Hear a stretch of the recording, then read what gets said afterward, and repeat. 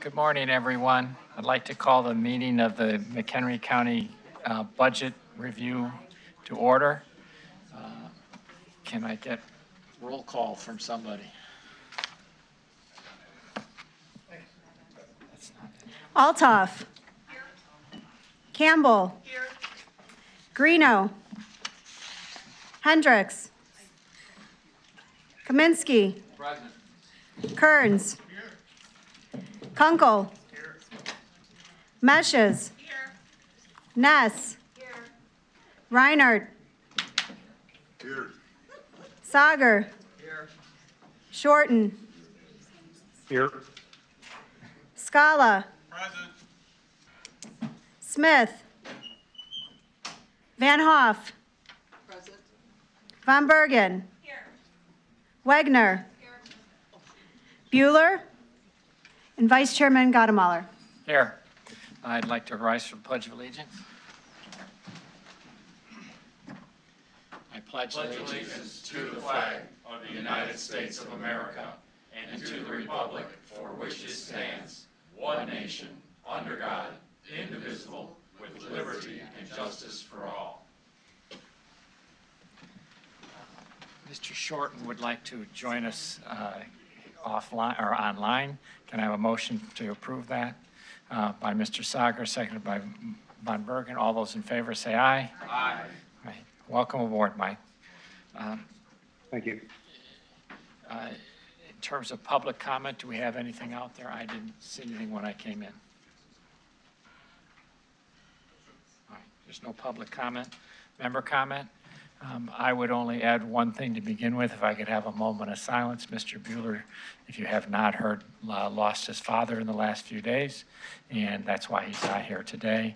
And so if we can have a moment of silence for his family and Mr. Bueller.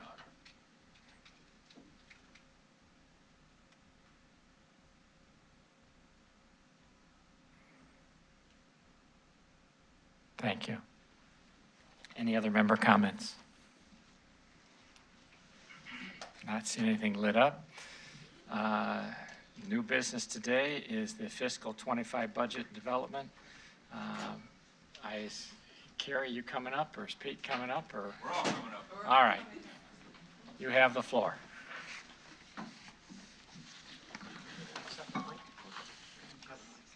Coming up and down. Well, I think we'll leave that. I appreciate it. All right. Well, good morning and welcome. Thank you for being here. As we were preparing this presentation, I had to look back and I noted this is now the fourth year in a row that we've had these special committee of the whole meetings just for the budget. And I think it works pretty well. It gives us an opportunity to talk about, our needs, our opportunities, and the challenges that we're facing. It's become a good tradition. We also have a good tradition of just generally budgeting in this county. We do a good job. Everybody in this room takes the budget really seriously, and the process, it's been working so well for us. It's really, it's predicated on providing, top-notch service to our residents, but also trying to minimize our ask of property tax dollars. We're in a fiscally strong position, and we have been for years, and I'd want to maintain that fiscal strength. I'm really proud of that fiscal strength, but I'm even more proud of our history of our property tax levy. And we've got an awesome slide we're going to show you later in the presentation that kind of demonstrates that levy slide, or that levy history. Get the marker. Okay. So today, the agenda says that it's going to be a presentation by CFO Carrie Weiss, and it will be, and I'll get out of the way here momentarily. But I'm going to be up here some. Mike Scala's going to be up here some. We're going to chime in periodically, but it's mostly going to be Carrie. But I also want you guys to feel free to raise your hands and jump into it. It's a little bit more of an easy discussion if we're all participating. This year's budget was a challenge. It is a challenge, but every year is a challenge. When Carrie and I first rolled the budget up several weeks ago and hit return, and we were about $4 million short. We had about $4 million of expenditures over revenues, and that was kind of normal. I mean, there's always a little bit of a gap there, and kind of work with Carrie, like, how are we going to fill that gap? How are we going to fill that hole? Donna Kurtz, your new treasurer, really stepped up. Donna can't be here today. I wish she could be here. She's traveling. She'll be here for the next committee of the whole, and we ought to give her an atta girl. But she's really challenging the process in her role as treasurer, and not accepting the way it's always been. There is a fund called a working cash fund that it's a legacy fund from treasurers past, and it's a representative of how the county used to do operations. We don't need that anymore. We don't need a working cash fund. So next finance committee next week, we're gonna transfer a little over $900,000 from that working cash fund into the general fund. So that helps us close that gap. Another step we're going to take next week at finance is a move on our terminal reserve in our health insurance fund. And Suzanne, you've got new leadership in HR. She's challenging the process too.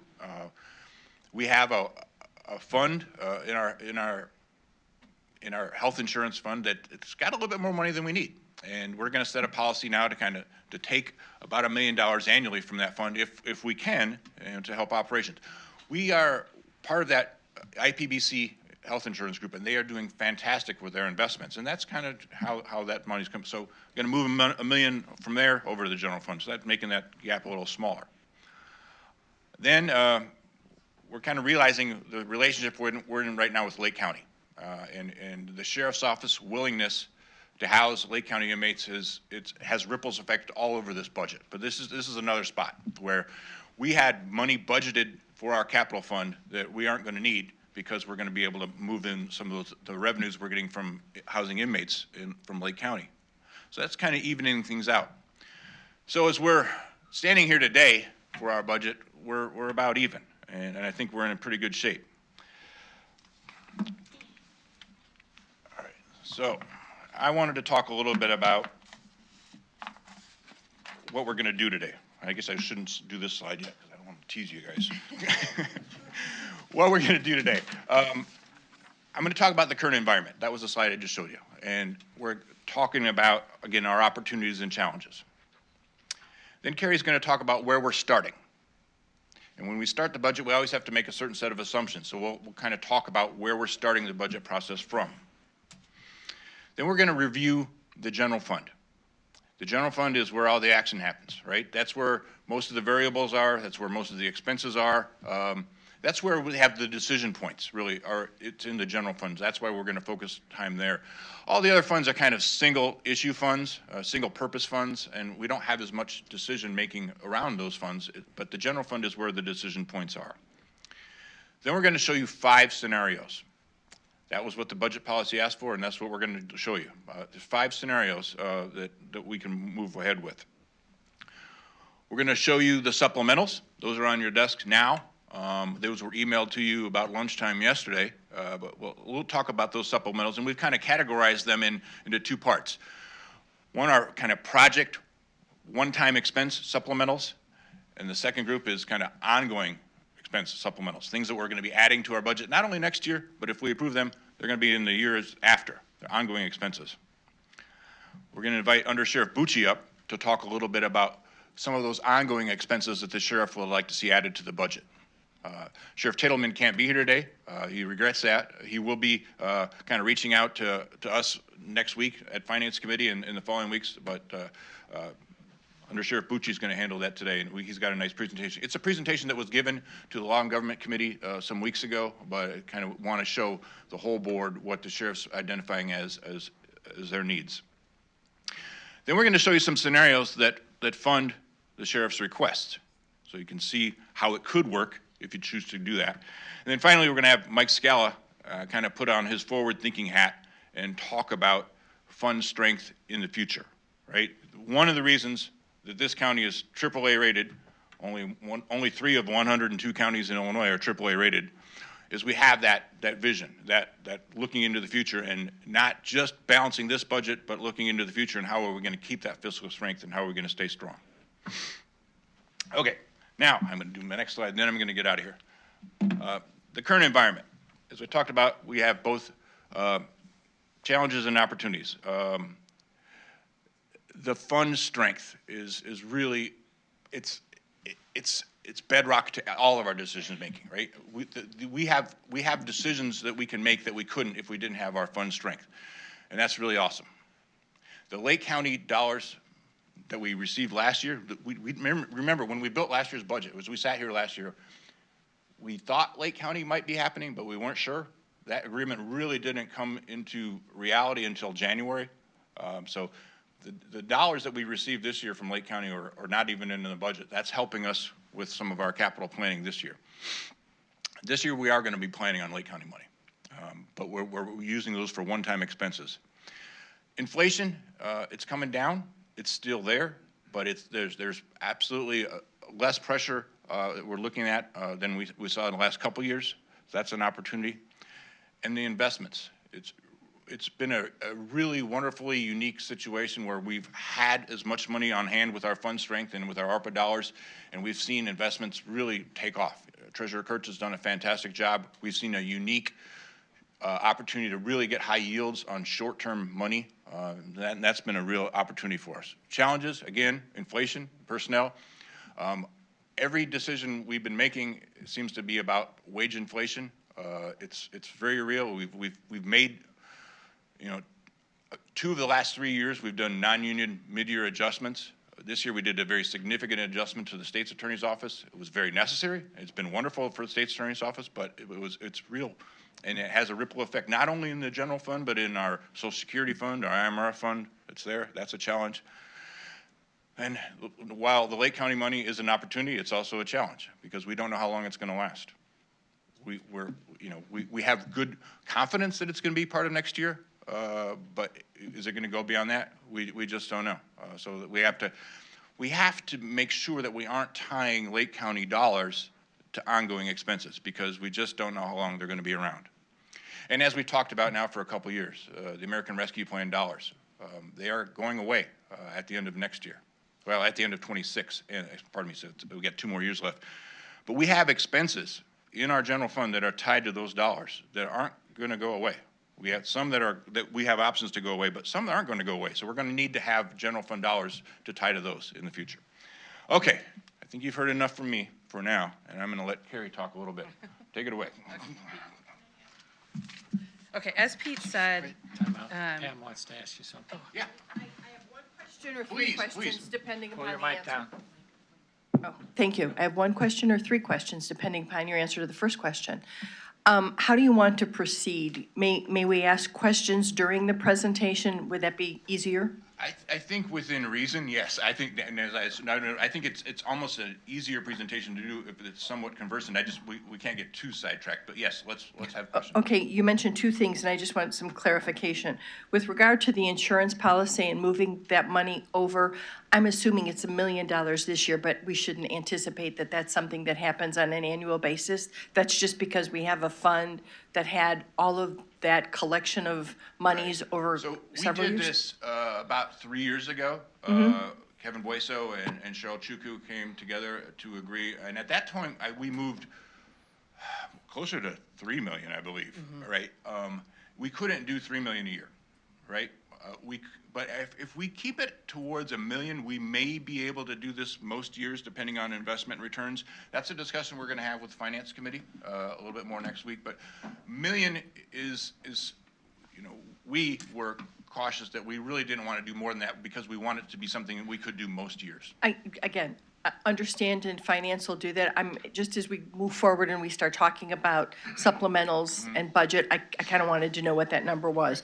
And then number 2, can you remind me before we go again, what the terms of our contract with Lake County are with regard to termination? How many days do they give us if they want to terminate that? It's an agreement not between the Lake County Board and the McHenry County It's the Board, sheriff, but it's the the sheriffs. right.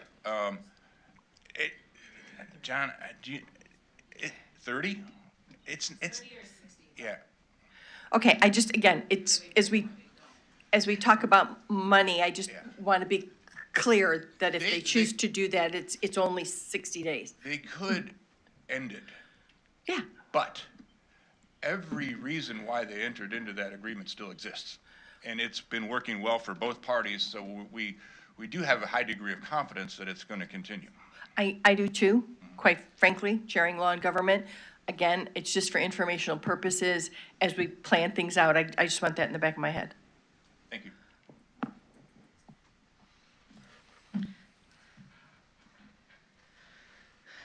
So all of the departments, they have come to you in your committees and presented your budgets. You know, you've seen each department. And so this is really the first time that we're showing it to the board all rolled up. And as Pete mentioned, you know, we have to have a starting point. We had to make some assumptions. So this particular property tax revenue for 2025 is based on scenario 3. And again, it's just a starting point. It's, you know, we have to start somewhere before we talk about increasing or decreasing. So really the biggest takeaway from this slide is if you look at the property tax revenue that we budgeted last year versus this year is where we see the movement from the property taxes to the sales tax. Specific in this line is the mental health sales tax, the option, county option gas tax. And so that, we removed the mental health property tax levy, but also the county option gas tax allowed highway to fund some of their capital needs. So that really reduced the pressure on the highway fund levy. So it's not quite as it's in and it's out, but you know, that one probably would have needed to be closer to 11. And also that's a fund that, you know, has been on the rebuilding path for the past couple of years. So I think that's an important note, you know, like right as we're starting, you know, we've already seen in the budget 25, the work that you guys had done to reduce property taxes.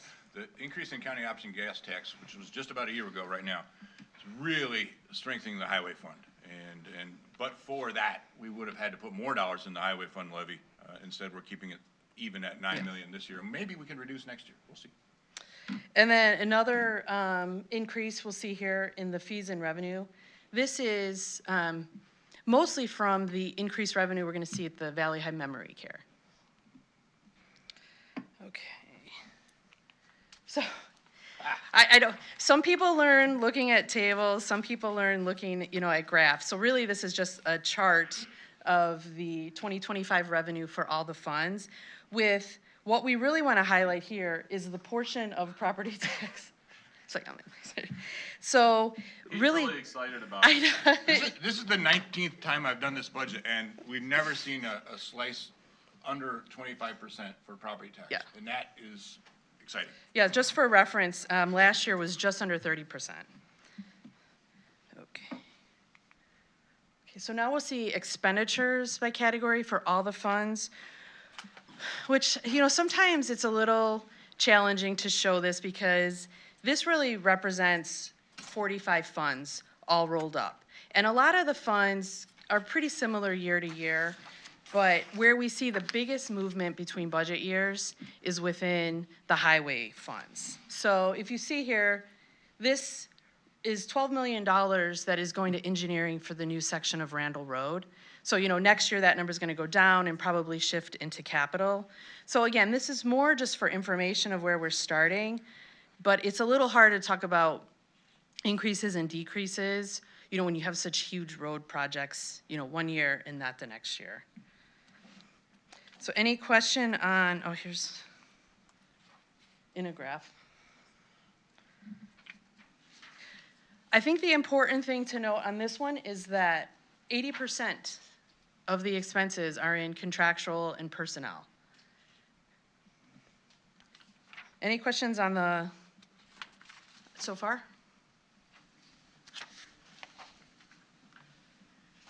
As I just said, the previous slides are 45 different funds. And as Pete mentioned, you know, a lot of the funds are single revenue source, restricted with some of that revenue. You know, it's really is there to fund one thing or not. And once we, you know, set their revenues, set the property tax for those funds that are influenced by that, you know, there's not a lot of decisions we can make within those funds. So we're really gonna focus on the general fund throughout this presentation. As Pete mentioned, you know, this is really, when we get to the scenarios, where we have the increases and decreases to the property tax affecting the general fund. So, you know, it's really where we can make the most change. There's the most variables, the least restrictive revenue. So one note in the general fund is, unlike when we saw it all rolled up, we're seeing a reduction from last year's budget in these other tax revenues, which is sales tax, the personal placement property tax, state income tax, cannabis. And I think we're seeing some positive things with inflation on the expense side, but that also impacts our sales tax. So I don't think that it's a decreasing revenue. I think it's just leveling off. And we really didn't start to see the leveling off as we were working on last year's budget. We maybe overshot a little on cannabis. I think that's been a little bit slower rolling out than we thought, but that was only a couple million. Yeah, I think we'll finish the year closer to 34 million.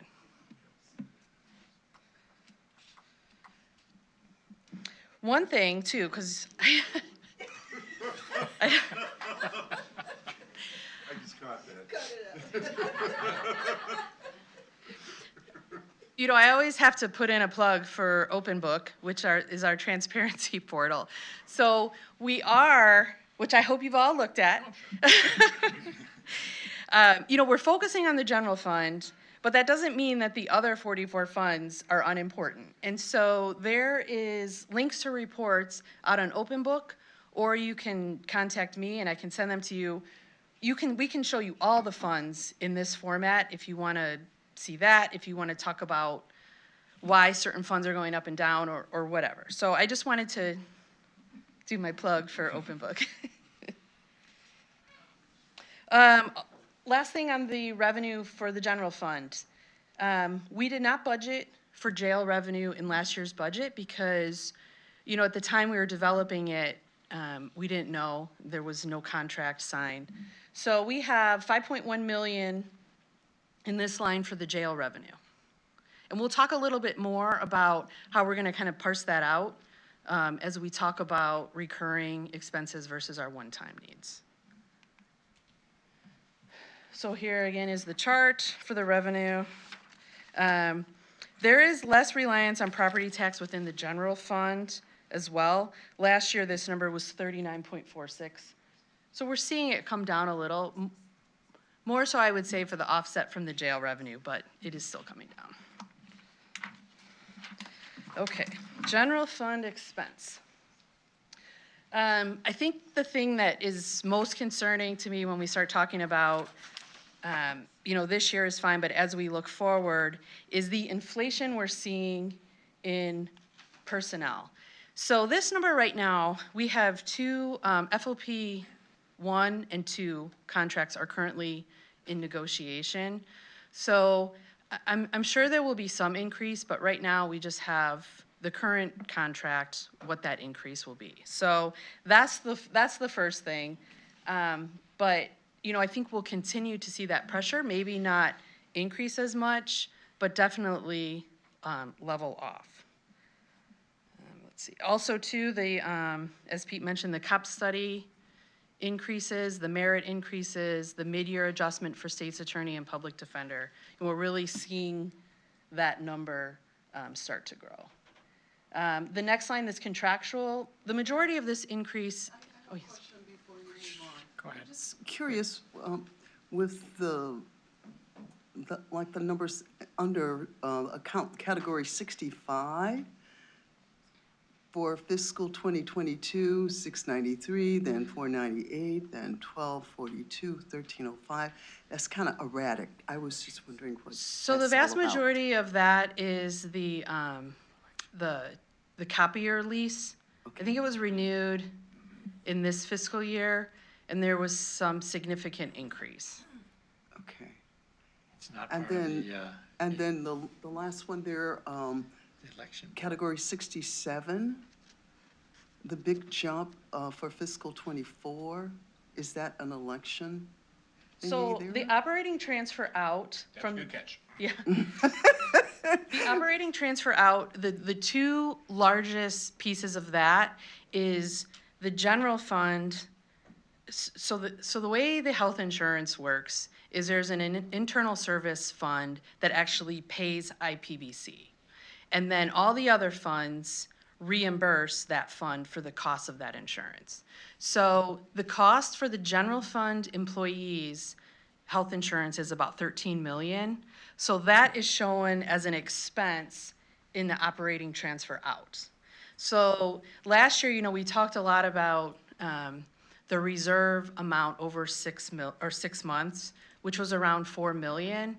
So we transferred that money from the general fund to fund our capital plan.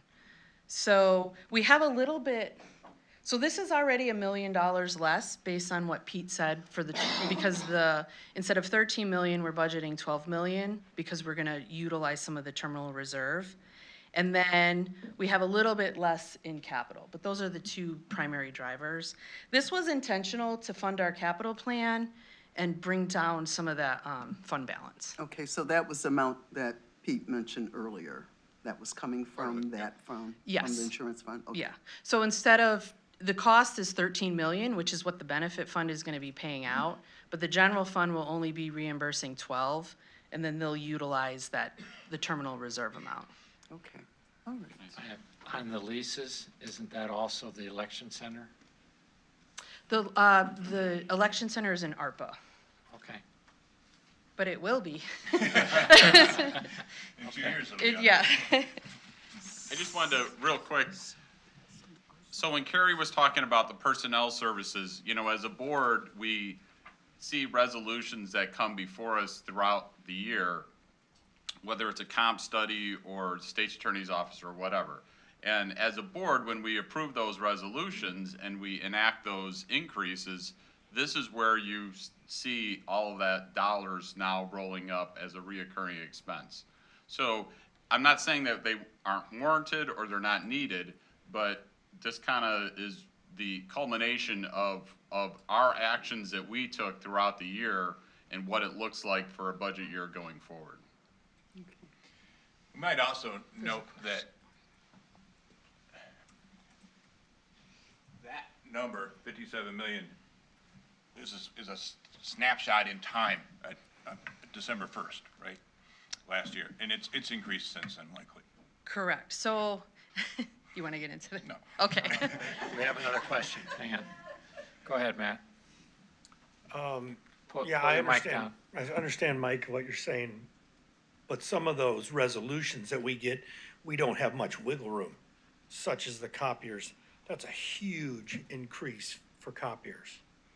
Not to mention, I realize it's X amount of years before that comes back to us again. I understand what you're saying. We have to look very closely at these resolutions and not just say, oh, they need this, let's go, whatever, dollar-wise. I guess the question is, do we have to make all this when all of us have tablets too? And then how important are copiers to raise us over $750,000 I'm looking at there to get copiers?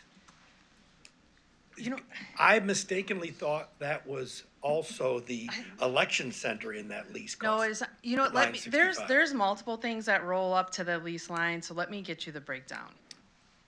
Yeah, because, boy, that's an expense for copiers. Okay, thank you. Tom's saying it's not all copiers, so. Well, it's,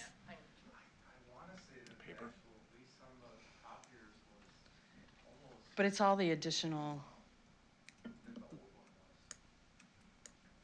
Well, we could. I'll get a breakdown. Yeah, we can just give you a breakdown completely. It doesn't. that's You know, fine. because we were at 7 in '22, and then we dropped back to 5 in '23. Get it, there was other extenuating circumstances. But now we're looking at $1.3 million for '25. There has to be more than copier paper and copiers there. We'll get it for you. I mean, Thank you. We'll just give it to the whole board, Thank you. what rolls up into that line. Okay. Right, one more. Go ahead, Kelly. Thanks. So looking at commodities, it seems to go down about 600,000, which isn't a whole lot, but did we overestimate last year, or do you think prices are just coming down?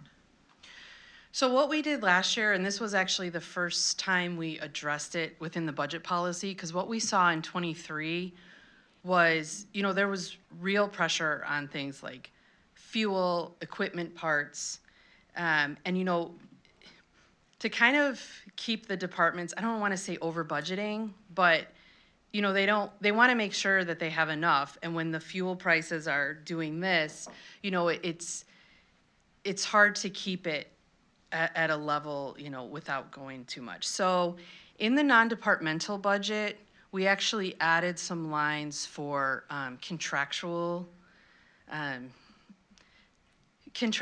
unknowns or commodity unknowns. And so we had fuel in there, parts, and the thing is, and I know when I presented to finance and audit, we talk a lot about non-departmental is really finance and audits budget. That's why we look at it in detail. So we put things in there to kind of say, like, we hear you departments, you know, fuel, you have no control over it.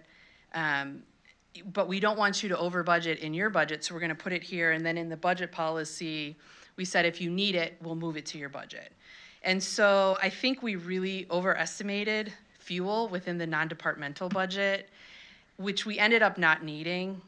And, you know, so this year we really looked hard again at, you know, making sure that it was a number where we could be reactive, but also not over budgeting. Okay, and so mostly fuel, all right. Also contractual services, what was the main increase on that? So the main increase on that is you guys actually passed a resolution last month and the prior month. When we first had the Lake County inmates come over, we didn't increase any of the healthcare and the food, like the variable that we can tie exactly to how many inmates we have. So the increase in that is for those contracts. Thank you.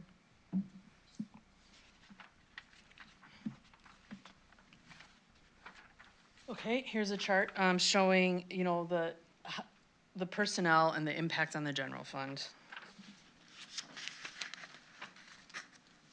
Okay. All right, scenarios. What's the good news? Well, the good news is, Tell me something Yeah. good. any of these scenarios are going to reduce taxes from last year. And so, Significantly. yes. And so you know, I was trying to think about how I wanted to present this without, you know, where we can make a decision based on last year versus this year without so much change from removing the mental health levy.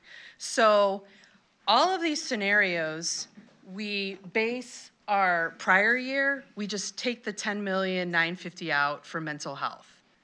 So it's more, you know, we talk about a 3% reduction. It's a 3% reduction from last year's levy minus mental health. So that's how we're gonna move forward, but then at the very end, you know, we'll talk about the actual extension and how much things are gonna go down. But for now, I didn't wanna make it confusing and keep it comparable for last year. So before we talk about scenario one, this was the same format that I used last year, and really it's just modeled off the computation report from the county clerk's site, which is a good report. But, you know, we talk a lot about the total levy. And so, you know, whether it's increasing, decreasing, CPI, new growth, this is the number that is a total. But then that total number, we have to spread to these 10 levies. And so consistent through all the scenarios we're gonna present, you know, these other levies, besides the general fund, you know, specifically this year, IMRF and Social Security, those are also impacted by the comp study, the state's attorney and public defender increases, merit increases. So these two funds, the property tax revenue is their only source of revenue. So really, we just look at what's the expense, what's the fund balance, what does the levy need to be? So it kind of ties back into why we're focusing on the general fund, because these levies need to go up. Every scenario, Yeah. we have to put more money in those funds. Yes, and then the general fund is either the increase or decrease the difference. Just for clarification, corporate fund is the general fund. Yes, sorry. But corporate is what it's called when it's actually on the levy. Right.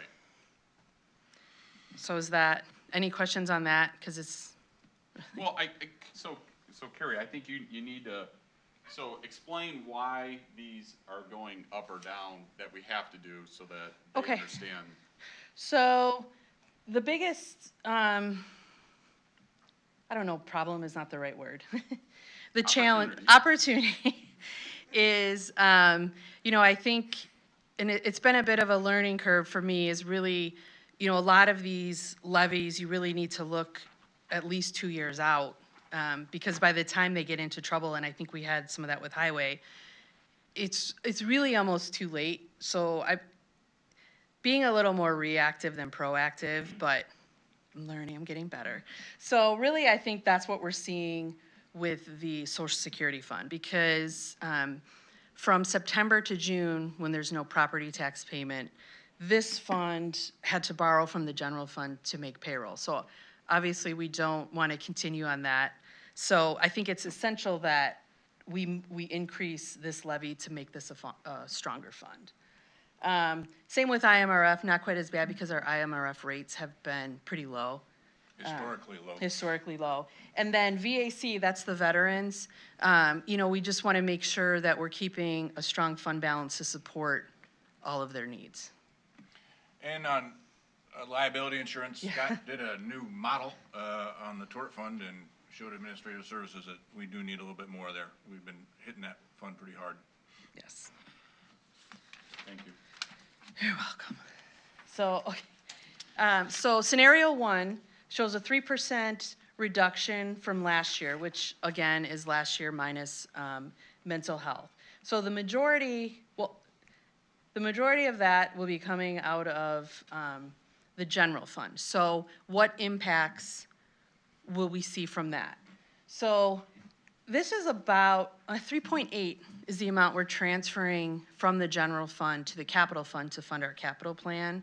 So we would not do that, and instead we would have to rely on that Lake County revenue, the one-time or the short-term revenue, to fund some of our operations. And then, it won't. Reoccurring operations, yeah.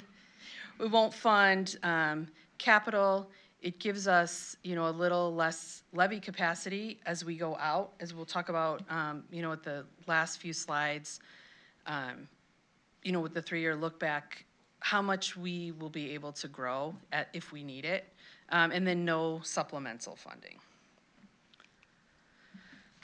Scenario 2 looks at flat from last year, so no new growth, no CPI. This is, again, keeping all the other levies, like we have to move this one up. So the impact to the general fund. That would fund about half of our capital, no supplementals, and again, reduce the levy capacity for future needs. Scenario 3, which this is what I was telling you at the beginning, is what I built my assumption on, but again, I'm pretty confident that that will not be the one we end up with in November. But this just is new growth, which is 660,000. So again, with the movement between these other levies, new growth of 660 would be a reduction to the general fund of 465. This is kind of like the status quo, so that would not fund any of our recurring supplementals. A partial funding of the capital plan, because we still have the strong fund balance, the Lake County revenue, but again, it also reduces the levy capacity for future needs. Scenario 4, so this takes new growth plus half of the allowable CPI, which the max is 3.4, so half is 1.7. This does reduce the dependency on the fund balance for operations, because as you can see, this is where we add a little to the general fund. This scenario is a lot like what we did for this current year, just for a point of reference. We took the allowable growth and then a portion of what we were allowed to take under the tax cap. Last year, we could take up to 5%, and we didn't get anywhere near that. It was more like this. Yeah. Okay, scenario 5 is, is presented to you because that's what's in the budget policy, but, we talk a lot and, we think a lot about what are our actual needs. And I think that's, kind of a compliment to this board is we don't just come in and take the max that we can. And, this is presented, but I really don't think based on our current and future needs, our fund balance, the Lake County money, funding some of our one-time things, that this is a scenario that we would even consider. But one thing that I want everyone to think about, we talk a lot about levy capacity in the future and can we levy enough once we start to see ARPA roll off. The maximum this year that we could increase taxes if we chose to is just under 2.8 million. So I think, probably CPI will continue to come down, but if that's really a number I think is important as we talk about the future.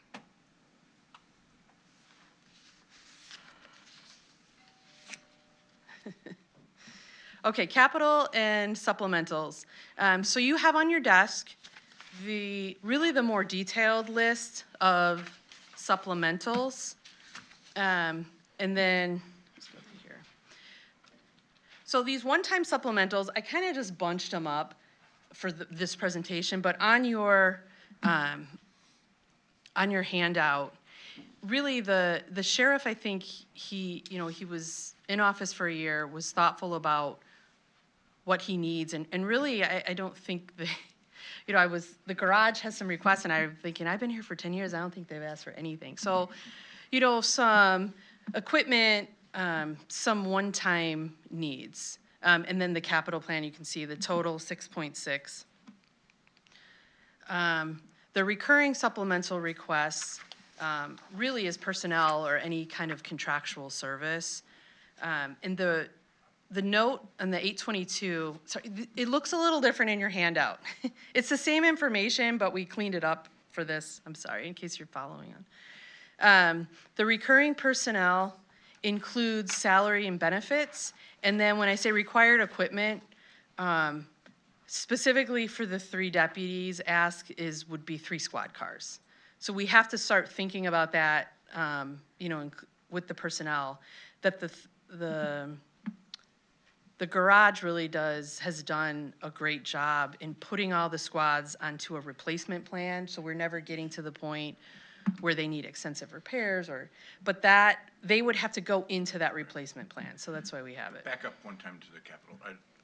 I just want to sink this in a little bit. I mean, it's almost $6.7 million worth of capital projects that we're able to do next year because of our fund balance, because of what Lake County has brought to us that we didn't budget for. This is, to me, it's pretty exciting that we're able to accomplish all these things next year with relative ease, I think. But these are all one-time projects that won't have that ongoing effect on the budget, but we'll be able to get them knocked down next year. Brian has a question. I'm sorry.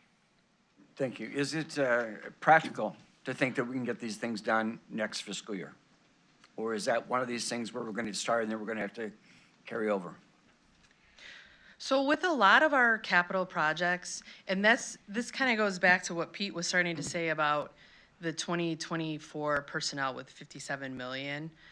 The way we budget is we would budget for all of these in this fiscal year, and then as we're working on them, we roll that money forward. And that's through the encumbrance resolution that you guys pass in January. So that's really, I think, why we always go back to starting with the original budget versus the revised budget, because that shows all the carryover. And then, we obviously wouldn't want to budget 6.2 million again in next year's budget. So it's kind of like a point in time, and then we roll it forward through the encumbrance.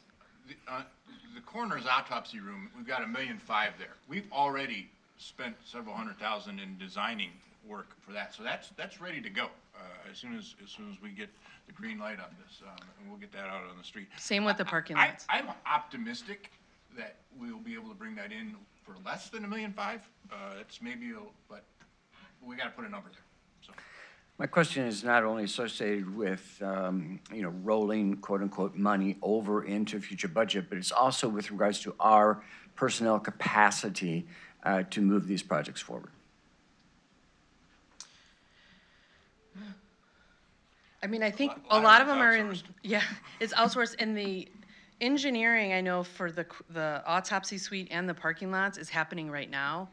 So I think next summer, I don't know, is Tom here?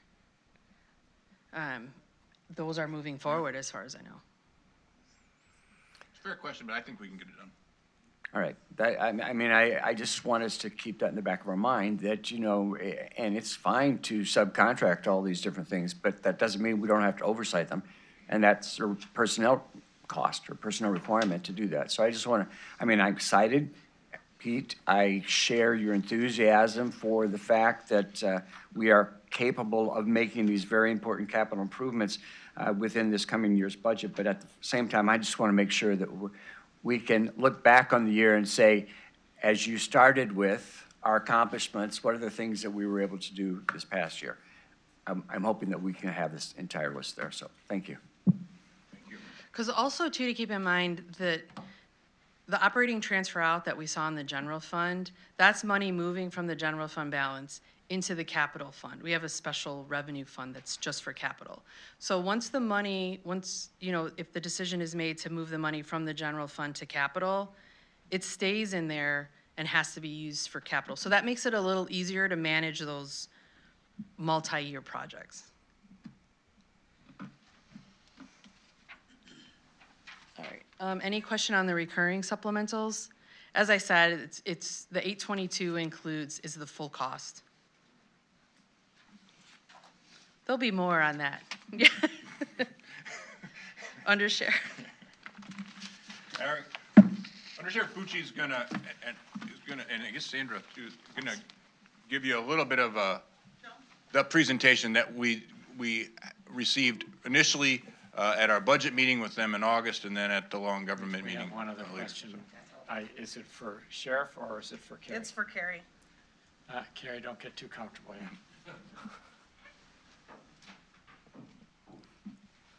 So my question was, when we look at the recurring supplemental requests, I thought there were some supplemental requests for additional employees that I'm not seeing on here. So are these just the ones that we're thinking we're going to approve? Because I feel like we're missing some. So if you look at the other, on your list, there are other asks for employees, but I think the net, a lot of it is moving it around. I think the net was like 40,000. So really, that's something we can absorb within the existing budget. So this is more talking about how we're gonna be funding these going There forward. were some requests for additional employees. In particular, I'm thinking of IT. Yeah, I'm thinking of IT too. Oh, yeah. There were a couple others. I don't forget about your IT. So on your handout, on the second page at the bottom, there's some requests that we ranked as a 2. Okay. And those we wanted to present them to you to acknowledge that these were asks and probably future needs, but it was not something that we needed to consider on 12-1. So specifically like the court ones, which you guys probably heard about in law and government, I think that's more of a concept. And, once there's more details, a better plan, then that would come to the board for action throughout the year. So the IT ones are ranked 2, except for the sheriff. We did meet with Tom, and Okay. he was excited to get one new IT person for the sheriff's office, and we'll keep an eye on his workload for others. Okay. I suppose if I'm really concerned, I'll just reach out to Tom myself. All right. Thank you. Brian, go ahead. Yeah, thank you. Budget sessions do not have to be boring, so in order to add just a little bit of levity to this conversation, is nobody worrying in the recurring supplemental request about the Wazoo security information at $38,000? Wazoo? Seriously? Okay, that's it. I was wondering if someone was going to point that out. I don't know what it is. It's important to Tom. This is further Was this the one that segregates when there's a? Okay.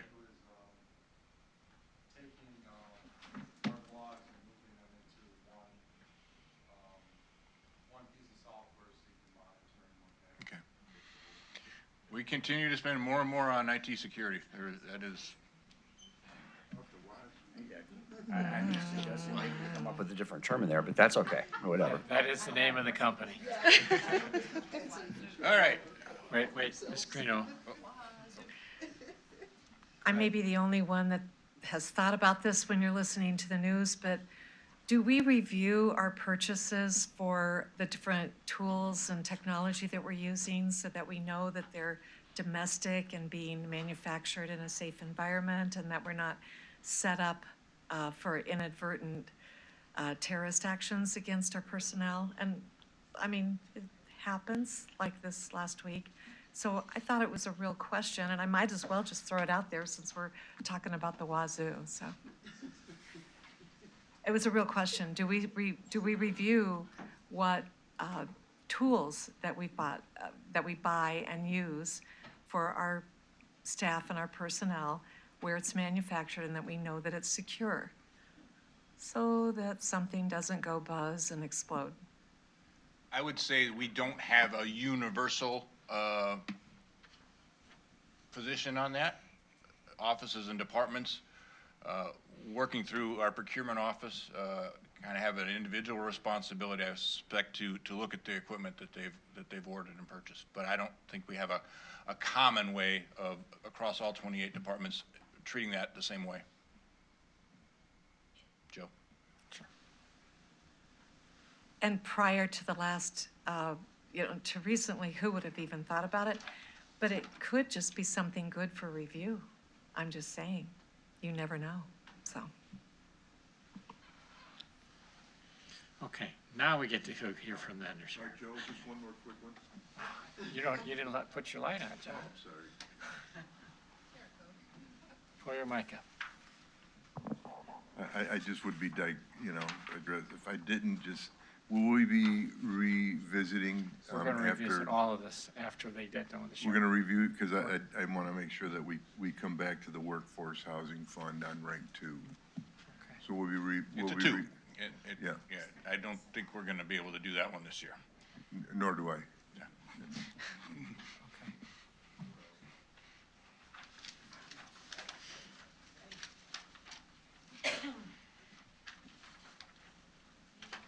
All right, good morning. Good morning. So the sheriff does apologize that he can't be here today. He's at a training. I want to make sure I get this right. It's rethinking the intersection of competency to stand trial, competency to restoration, and mental health systems. And the reason I bring that up is that's one of the things that the sheriff's really done. He's always looking at outside the box, what can we do, how can we do better? And that is something that we're doing in the jail right now. And, I'm very honored and humbled that he asked me to come be his undersheriff. He never once told me I was gonna have to do this. So I'm not overly excited about that part. And then you add that with this picture, and I guarantee you it is posted all over at the sheriff's office. So thank you for that. I'll keep this as quick as I can. And I know everyone had the presentation. I just want to kind of go through the ask of the officers, the deputies, the 3 deputies that we're asking for. And the sheriff put together, how do I use this one here? All right. So the sheriff did put this presentation together, and I have the pleasure of showing it to you guys. And some of it is very simple stuff. You guys all know this with the total population, our population, the unincorporated area, the approximate size of the county being that a little bit bigger than Algonquin, 611 square miles. It's a big area. One of the things that always surprises me, and one of the things that I always like to focus on is this. Currently we have 63 patrol deputies. We're authorized for the 105, but 63 are patrol deputies. And when we talk about that, we talk about the different beats, and we talk about how many areas there are. And we have the 8 patrol areas, but the minimums of how many officers are actually out there. I am always amazed whenever I do any kind of conversations I have with the public of how many officers do you think are out there every day? And you'd be surprised. And it's great that people think that we have a lot more out there than what are. Because the reality of it is, there's just not the numbers. We can't do it. And we do a great job with what we have, But, you know, what I'm going to go into is why we're asking for that more. So moving on, the calls for service, this goes back to 2005. 2004, the office was allocated at 99 SWAR officers. In '05, it got moved up to 105, and we've remained at 105 from 2005 until now. That's where we currently sit today. Now, from 2005 till now, staying at that same manpower, what is our job? Our job is to make sure that we're being the most efficient and effective that we can with what we have. And we never want to jeopardize the safety of anybody, and that's what we do. We make sure that we're doing the right thing and how we're getting there. But we're always going to look at those numbers. And what are those numbers that we're looking at? The next few slides that you're going to see is our call volume and what we're doing with our deputies and what we're assigned to. On the bottom, you look at that in fiscal year '23, you know, we had over 40,000 calls. And those numbers are going to stay consistent, going from 29,255 in '05, now we're at that 40,000.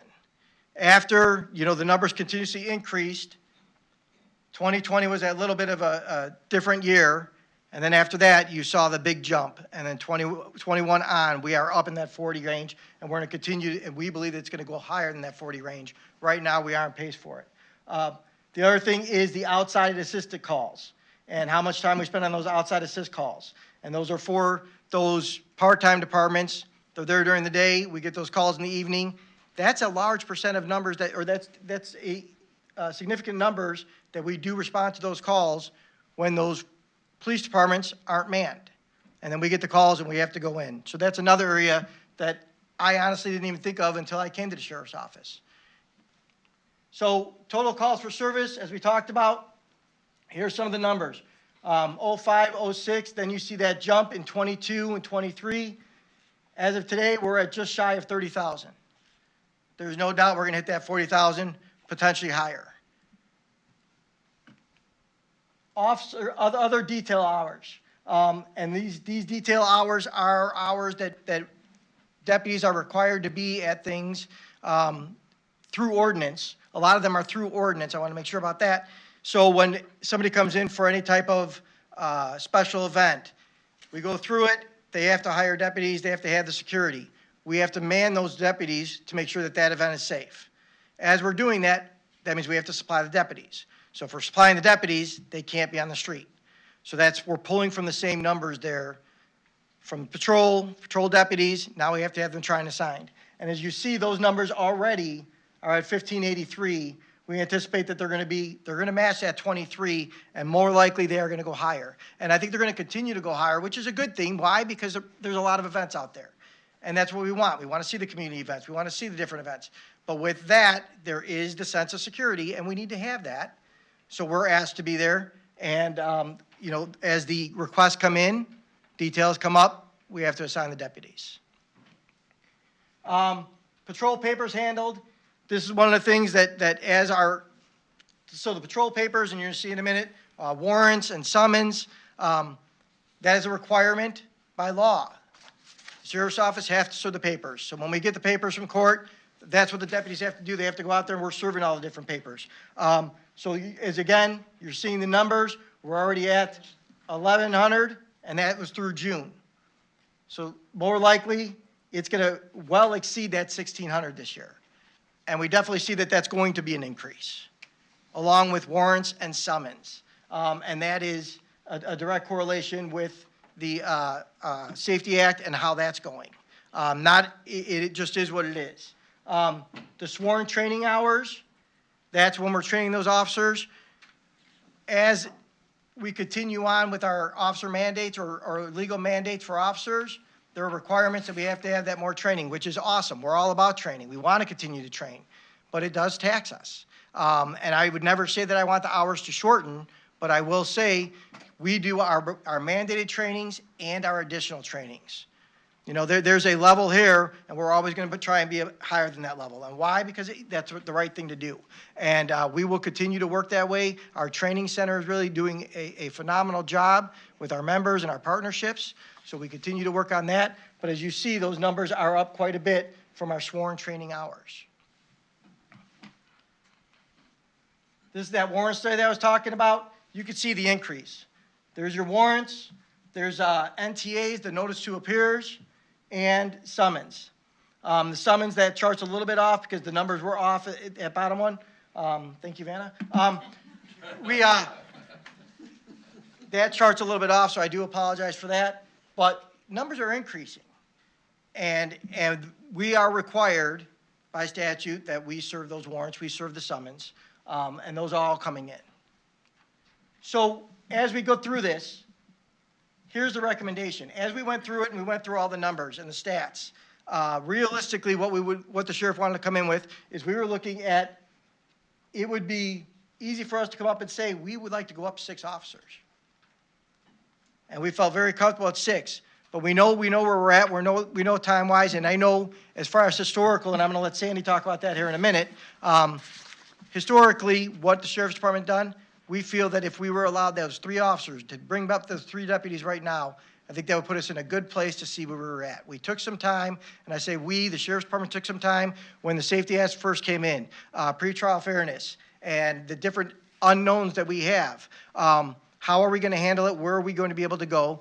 And we've seen some numbers, we've seen some increases, and just the pure volume of different details. So as we go through those, we start seeing it, we say if we could have those 3 officers attached to those numbers, it's going to be beneficial for our department to be able to continue to offer the services that we have already been offering and to exceed them.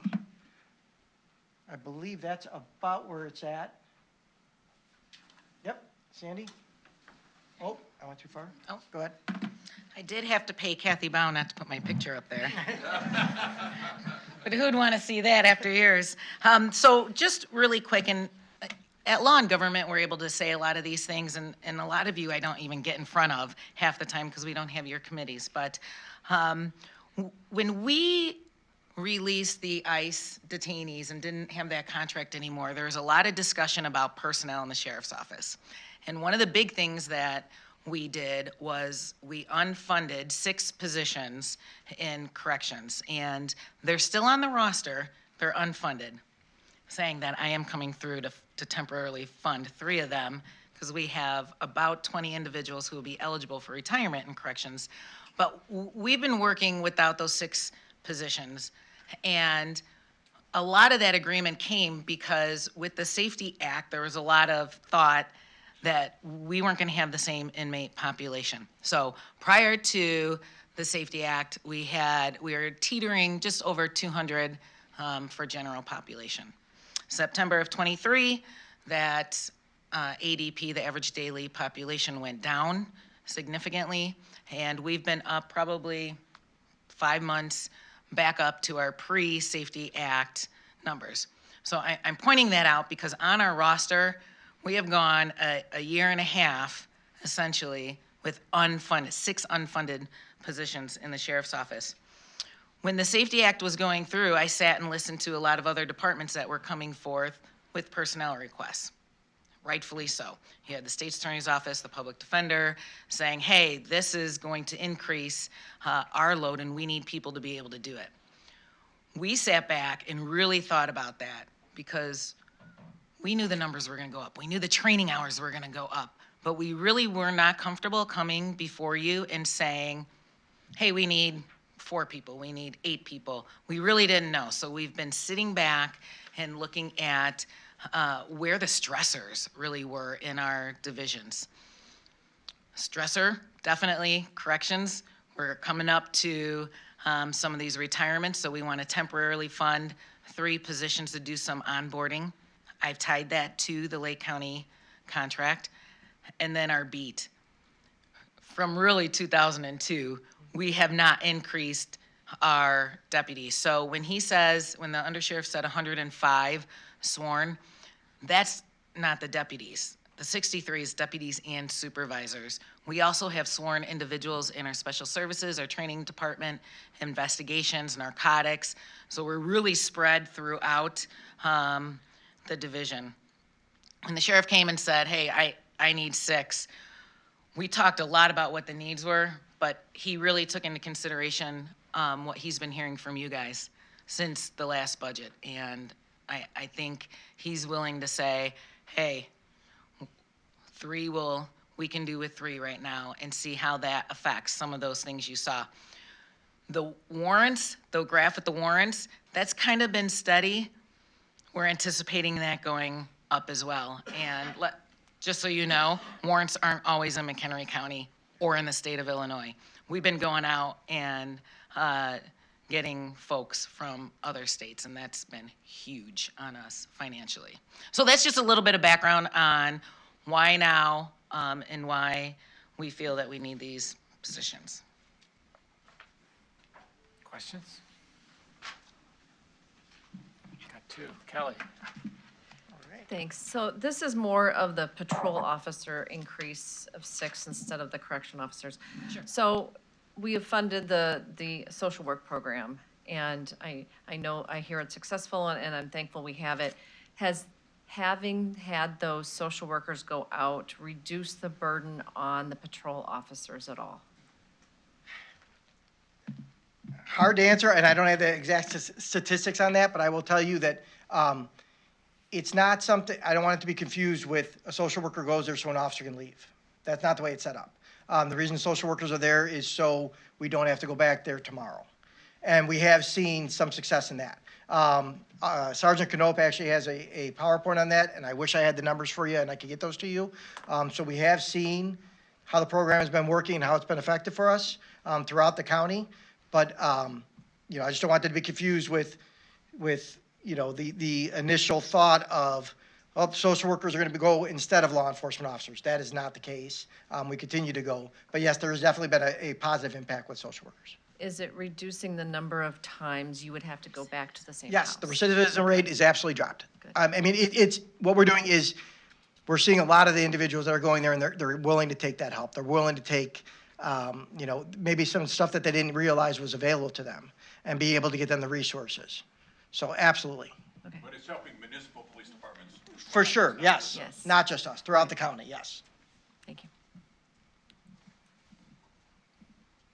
Mr. Kunkel? Yeah, not necessarily the forum for this, so I'll keep it real brief. I'm all for the 3 new officers, but have you considered fiscally the idea of putting on part-time warrant officers? So there's been a little bit of talk about that. At the sheriff's office in the past, prior to either of us, had auxiliary deputies, et cetera.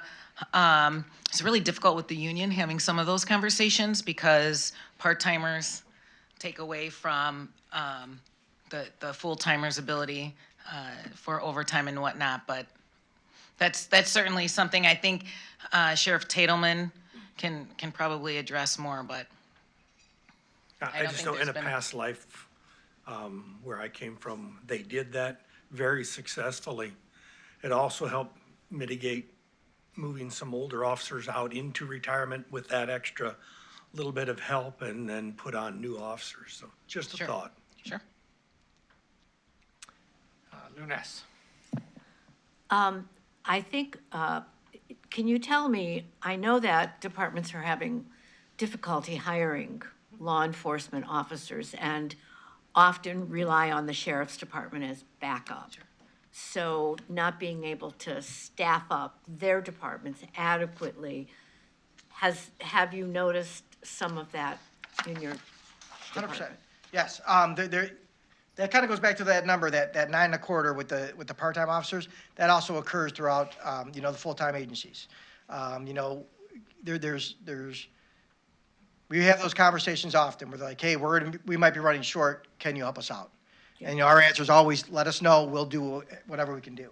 But there are a lot of times that the sheriff's office is called upon to go and assist for supplemental or reinforcement with just bodies.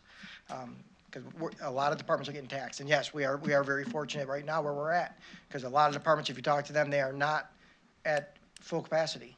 They're looking for officers. And same thing with, as we talked about with the jail, you know, we're at that point now where we are starting to see a lot of retirements as well. So, you know, those 3 additional officers are absolutely going to continue to help us. Great. I have another question. So I was reading in the Northwest Herald about Greenwood, and I know that Greenwood has no police department. You know, it's the municipality. I know the sheriffs patrol in there and respond into Greenwood. And I'm wondering, what the cost impact is to you, and I know you probably can't answer this right now, for having to patrol Greenwood and have, okay, I'm probably gonna get, arrows shot at me when I say this, but has there been any discussion with Greenwood compensating the sheriff's department for their police protection? I mean, I don't know that I think it's fair that they don't pay any taxes or generate revenue to cover services that they get from us. Sure. That we give to them at no cost. There has been no conversation, just like with the part-time entities. Okay. They may have 2.5, police officers, and then we just cover up the other one. What I can tell you that we have written out for some jurisdictions who asked, hey, what if we didn't have a police department, and what would that cost you? And we said, well, at that time, now it's been a couple years, it's about $90 an hour Okay, thank you. to cover everything. So I that would be appreciate times how many hours are spent in that jurisdiction, et cetera. And in Lake County, I know they have those contracts. We do not have any of those right now. Okay, thank you very much. Brian Sager. Thanks, Chair. Just to provide a little bit of foreknowledge, I concur with my colleague, Mr. Kunkel here. I am very strongly supportive of this request and recommendation. I think it's the right thing to do. And one of the reasons that I'm so comfortable with it is that I believe that you all have made exceptional efforts to communicate to the Law and Government Committee and to this county board with all of the effort, all the work that you have done over the past many years. And so I'm very grateful for that. Not to step on the sheriff's toes or certainly yours, John, but Sandra does an exceptional job of reporting to us on a routine basis and also doing so in a manner that is very forthright and very easily, I think, justifiable. And so I'm grateful for that, and I do support this very strongly. Thank you. Carolyn. So I think it's just following up on what Lou said. I think I had the question and then she got called on first. So I'm kind of building on that. And so part of my question was already answered, and that's not having the fee associated with these part-time departments and not having had that conversation. The intergovernmental, is it a strict intergovernmental agreement with these other agencies where they call us in if they need reinforcement? It's not an issue of that they don't have anybody, it's just that they need more help. And is it just, I know that that's kind of goes on with a number of the districts or cities. So we do have contracts in place, right? So MEOT, SWAT, our narcotics contracts, those have stipulations on when they're called on. But during a regular Tuesday afternoon, if something's going down, there's a different process where it's kind of all hands on deck. Who's out there, and there's no agreement for that. Okay. All right, thank you. Tim Altoff.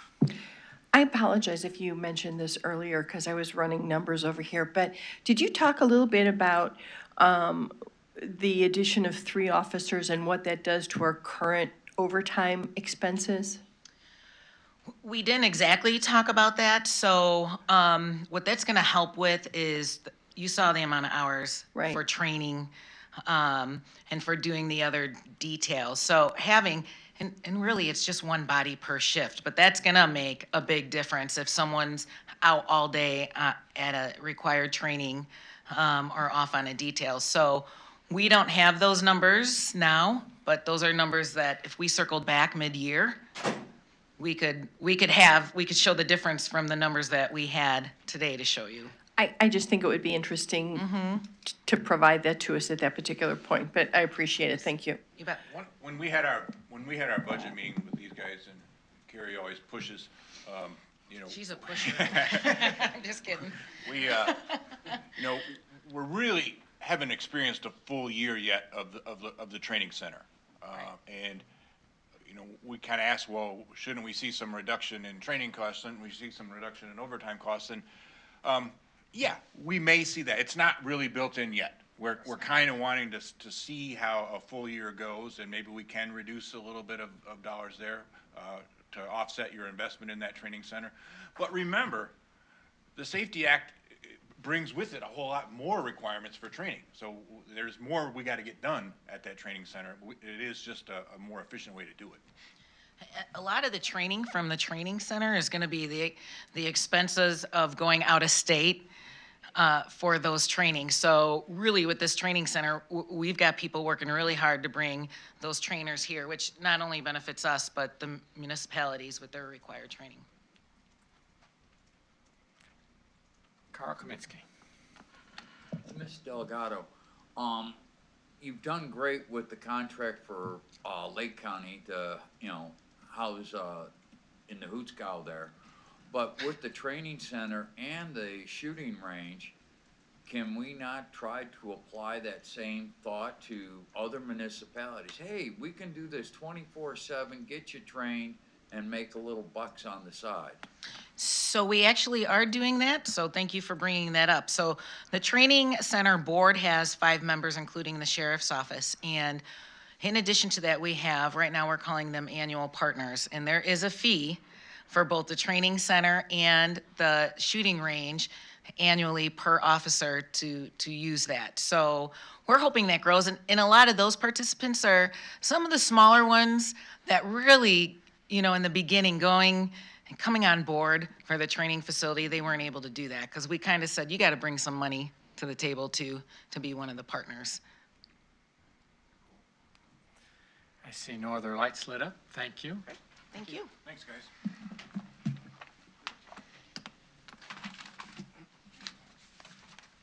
So obviously, the sheriff makes a pretty compelling argument for more officers. So we kind of took the next step is how can we make that happen? And I think Carrie can talk a little bit about some scenarios where we can deliver 3 new officers.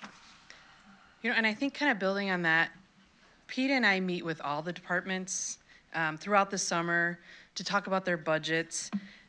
We dig into their numbers, but also I think it's a good opportunity where they really talk to us a lot about some of their challenges, some of the things they're thinking about for efficiencies or training or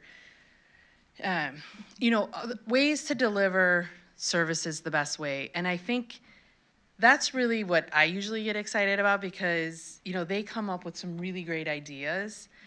And, throughout the summer we get to hear from that. But then I think as part of, leaning on them to become efficient and do things better, it's also understanding some of their challenges. And so, when Sheriff Tatelman came to us and said, this is a need, I think him and all the departments are very thoughtful in what they ask for needs. So, we thought we need to come up with some new scenarios that kind of help to fund these recurring supplemental asks. So really, in the scenarios we presented earlier, we labeled them 4, A, B, and C because they fall really within 4 and 5.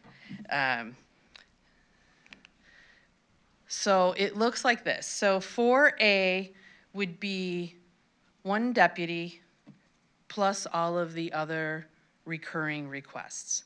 And that would equal 1.88 CPI plus new growth. B is for 2 deputies, and then all the rest, that's 2.15. And then 4C would be funding all the recurring requests at 2.4 CPI. But remember, I know you've been waiting, all slides.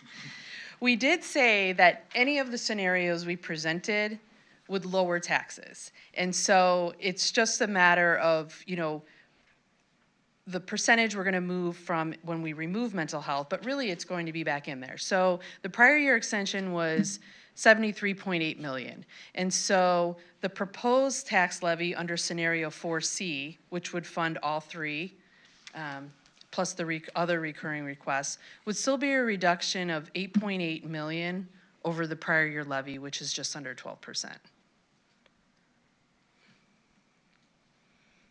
I was like, Pete, you're supposed to go, woo-hoo! I know. It's a good feeling. Yeah. This is my slide. Oh, this is Pete's favorite slide. This is I always want to go back to, and I feel like we want to I want to celebrate this. I'm proud of this. I hope you guys are proud of it as well. But if you look back 10 years ago, the levy was nearly 80 million. And through consistent, persistent efforts to sharpen what we're doing here and look at new ways to fund operations, we brought that number down to 73.8 million last year.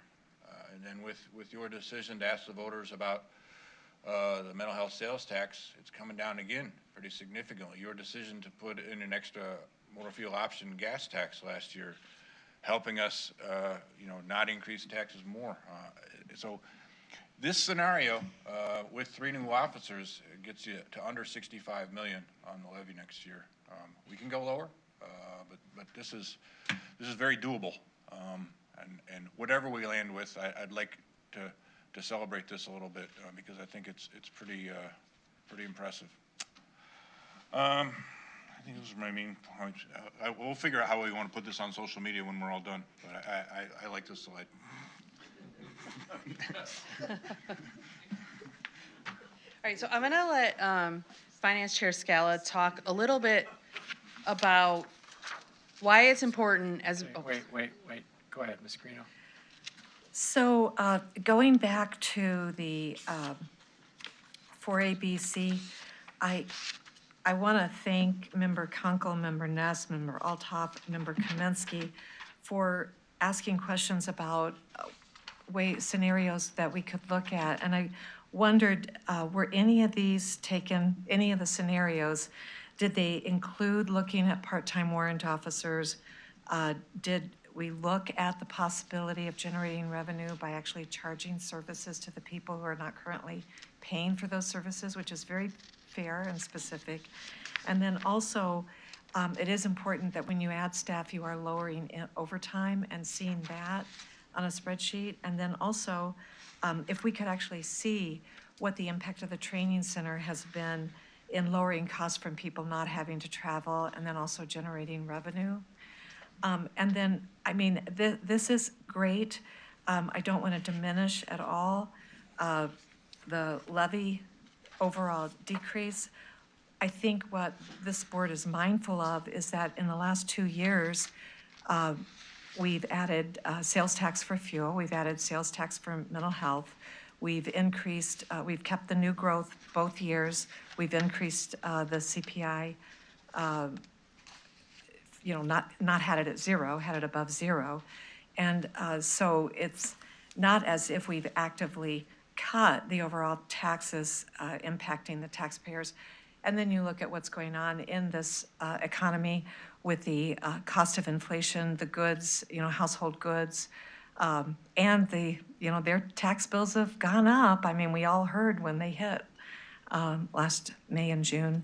So if we could look at ways that we could do the things that we need to do, but have the impact of a potential either lowering expenses or increasing revenues to address this specific area in the Sheriff's Department. I don't know if that's a question, but it's certainly a challenge that we'll accept and continue to look for opportunities to, in particular on revenue, to raise money. When we talk about some of the smaller municipalities and their police departments or lack thereof, there may be opportunities to do some more contractual policing there, but it takes a partner, right? We can't just tell them we're going to charge you, but we can continue to keep our eyes open. In my past life, when I worked for Lake County, as Sandra mentioned, Lake County does provide full-time, at least they did, full-time police services. North Barrington, Lake Barrington, Beach Park, those communities don't have law enforcement. They contract with the Lake County Sheriff to put a squad in that community 24/7. We don't have those relationships with any of our municipalities at this point. It's conceivable. It's conceivable in the future, but it takes a partner. You got to have a municipality want that and be able to afford that.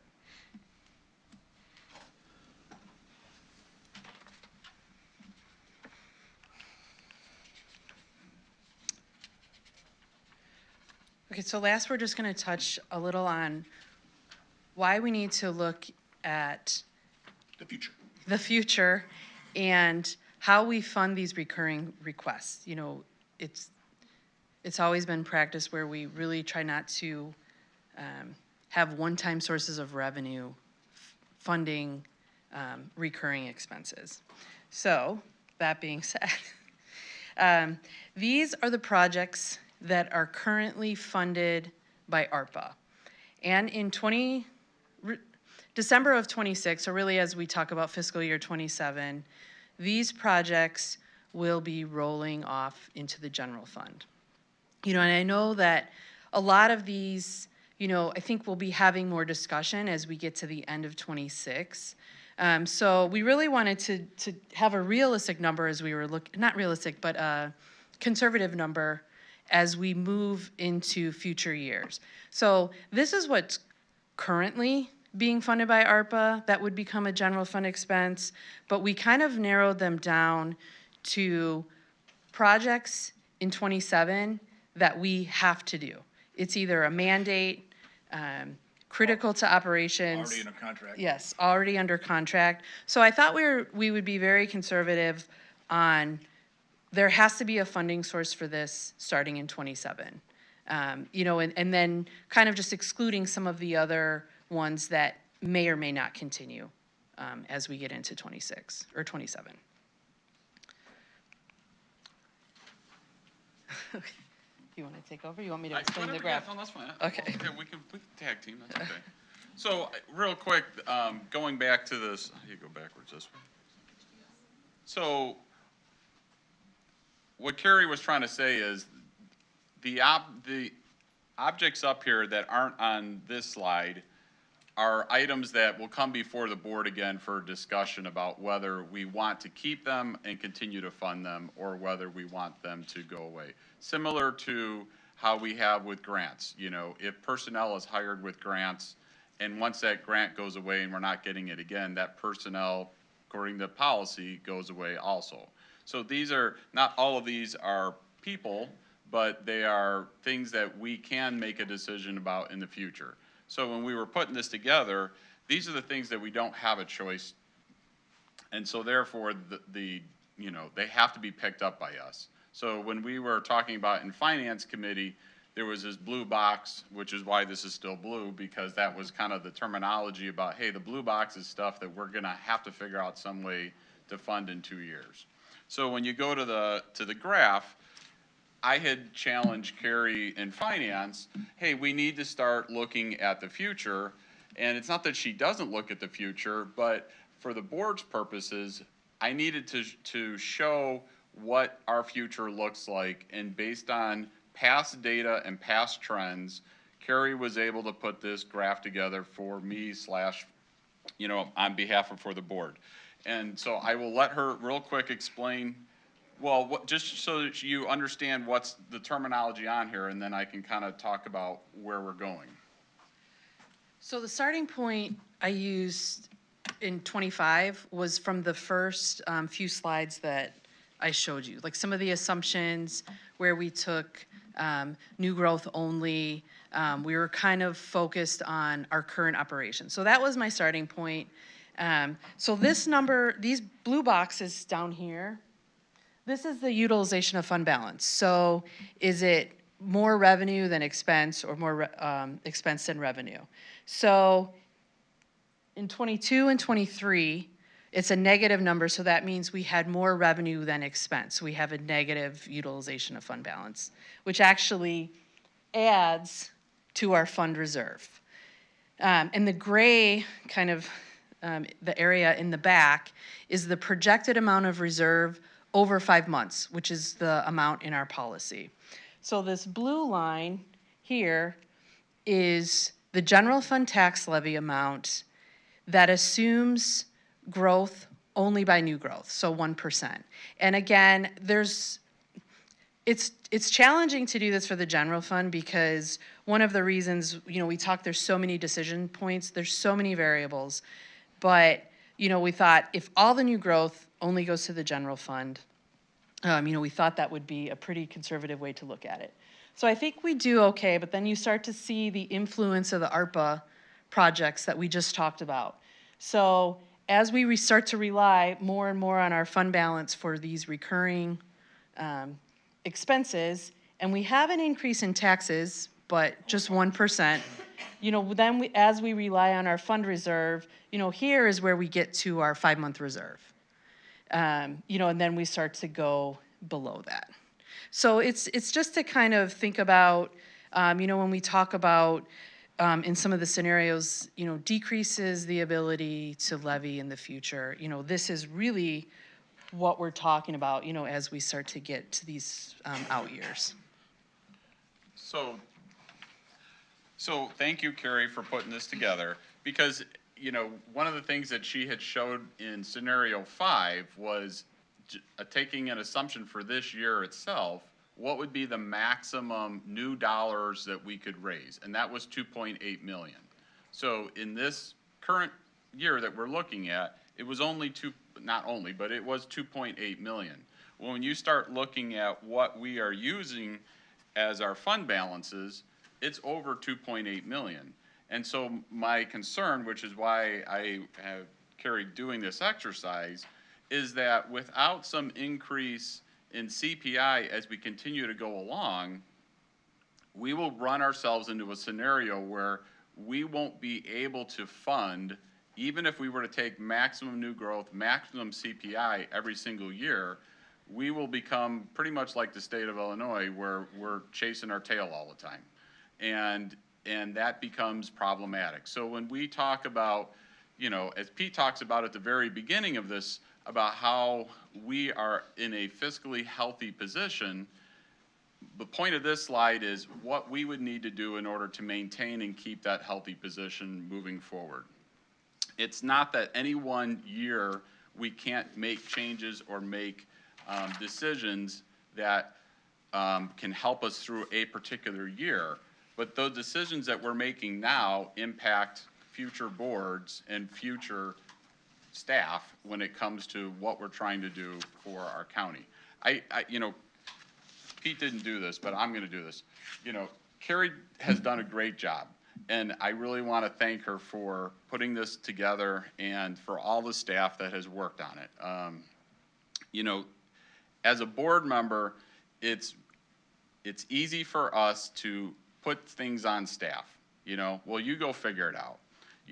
And so for us, we're supposed to be the policymakers, and we just push it back down to the staff. Well, we don't want to do this, whatever that is, you go figure it out.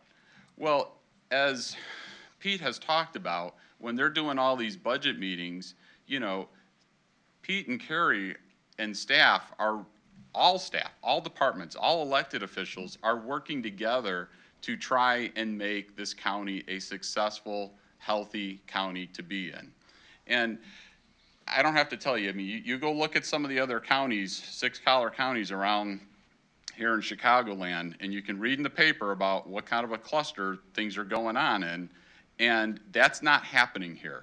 And why is that not happening? Because as a board, we support not only our departments, but our elected officials. And so it's that team effort and that working that we have together that makes us a successful county. And I got to tell you, there are businesses that look at that, and they look at the political environment by which they're trying to move a company or grow a company, and they don't want to go into a place where it's a cluster. And you have those infighting and problems going on in other counties. And quite honestly, I think we collectively work well together as a board and with staff in order to accomplish a healthy county. And so the point of this slide is what we need to do as a board to support and make that a positive situation moving forward. I won't be here, in 5-10 years, but I also don't want to screw future board members just because of my decision today. That's not fair to future board members, and it's not fair to the county. I'm going to be here in 10 years. I just probably won't be on the board. And I don't want board members going, oh, that past chair Scala, he was such a prick, he screwed me, and I'm done. That's not healthy, that's not a good thing. So that's the point of this slide. B would say that, not the. Yeah. I did have in my notes, thanking Carrie for doing an awesome job. I think I forgot that. I was trying not to look at my notes. Anyway, so, next slide is kind of cutting to the chase here. One Oh, comment. Yeah, sorry. Go ahead, go ahead. Remember Scala's comments, except for the comment about Illinois. We're doing very well fiscally. I don't know if you know that, but we are. I think we'd be doing better, but it's come a long way. I will say that. It has come a long, long way, yes. Put a button on. And from the peanut gallery, that's partially true, but it's the same situation. State has received significant federal dollars that has allowed them to be a little bit more nimble and fiscally responsible. Don't know how long that's gonna last once those federal dollars disappear. So I agree. I think that under, current decisions, we've done much better at a state level, but I don't think they're in any different situation than most other units of government. I would add one other item to it. On your levy history, I just looked at it. If we just stayed at the 79 million versus where we're at and you're projecting today, we would have taxed $80 million more to date than what we have actually taken in. And I don't think that, I'm sure that our average citizen doesn't realize we could have, taken that much more in taxes that we left behind and left them to spend on their own and not having us spend it for them. So I know for one that I appreciate. I mean, $80 million in savings is a lot of money. Okay, so recommendations. Wait, one last thing, Mike. Oh, sorry, go ahead. So I have a question on the slide. So are you saying that in order to secure the future of our financial health, that we should, along the way, take increases in the revenue, even if it's in small ways?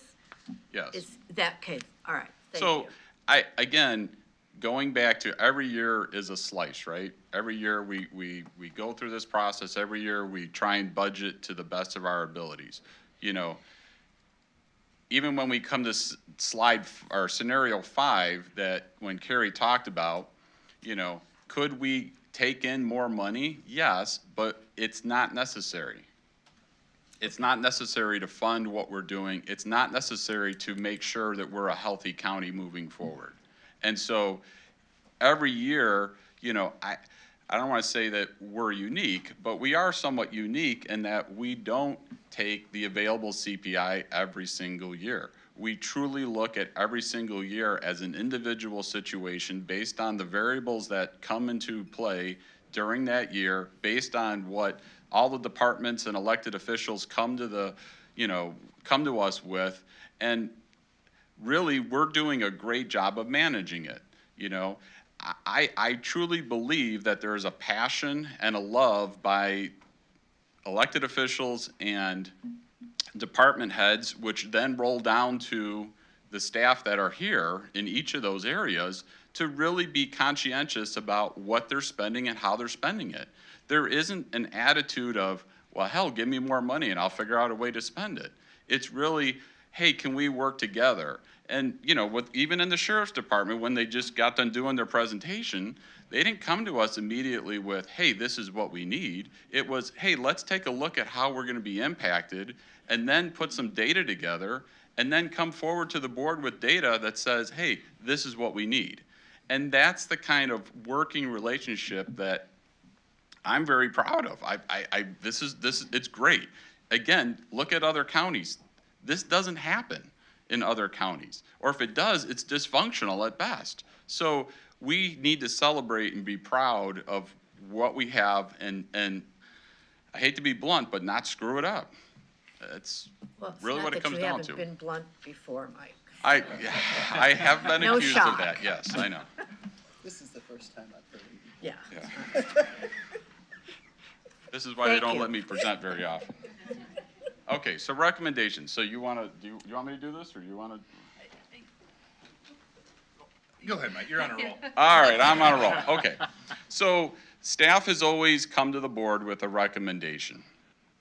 And so they're recommending scenario 4, which is the half of a CPI and new growth. The question that they had was, what do we do with 4A, 4B, 4C, which is the new sheriff deputies? It's not that they don't feel that they're needed. It's not that they don't feel that they're not warranted. But again, that's a discussion that we as a board were having. We've already had several board members say, I fully support the sheriff and what they're looking for. So that would be, 4C then, basically, in a recommendation.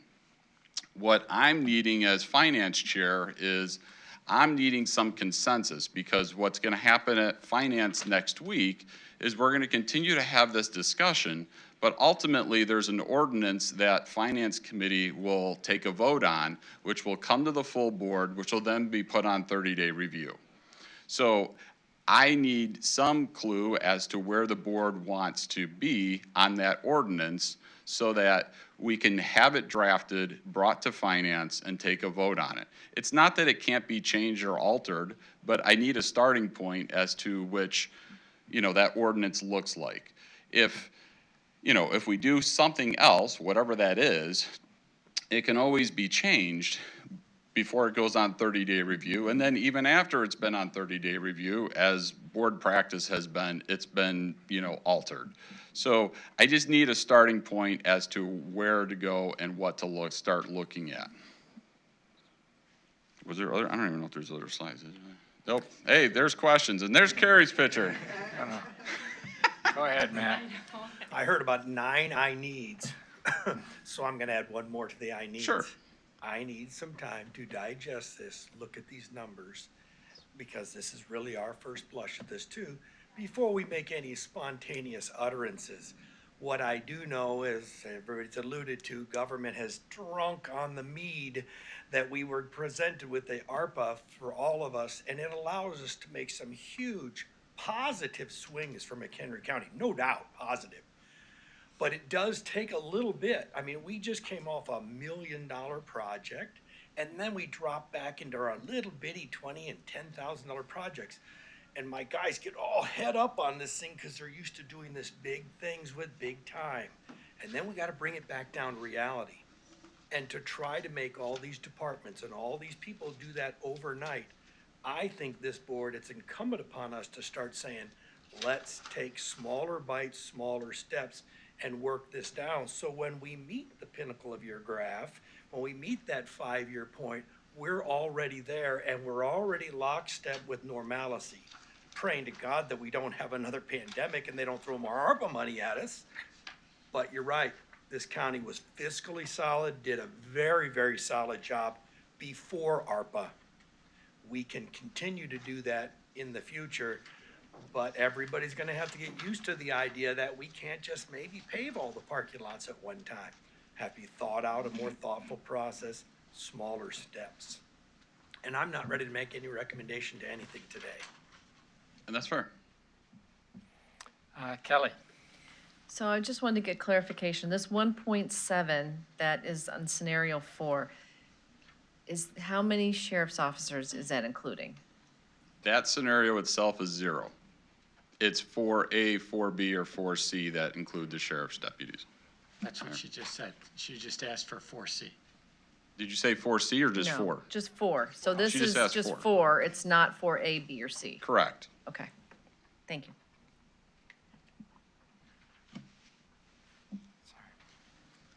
Scrino. I just want to say that I really do appreciate the conservatism of the administration for the county and all the hard work that's gone on in the past. One of the things, as we look at how the levy has gone down over the years, one thing that we all know for certain because we live here is that tax bills have gone up every year for every taxpayer. And it is a huge portion of the cost of living here. And while I appreciate Chair Scala's advocacy for the administration, we are all elected to advocate for the taxpayers. And so when we're looking at this, I think we want to be very cautious on looking at any increased expenditures or ongoing expenditures. Where do we need our money spent? Certainly safety. Are there other areas? And we talked about, Carrie's going to be looking at the 4 suggestions made by other board members today on how that might offset what's needed.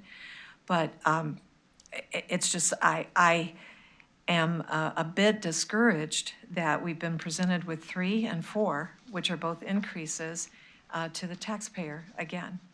So that is just something that I think we all really, really need to sleep on and consider.